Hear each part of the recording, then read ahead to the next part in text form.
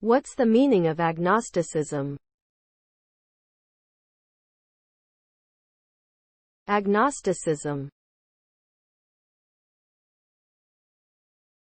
Agnosticism. Agnosticism.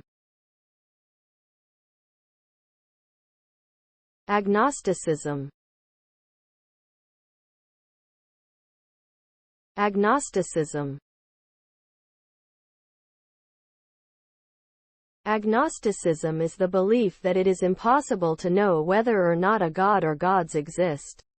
Agnostics do not necessarily deny the existence of a higher power, but they believe that it cannot be proven or disproven through traditional empirical methods.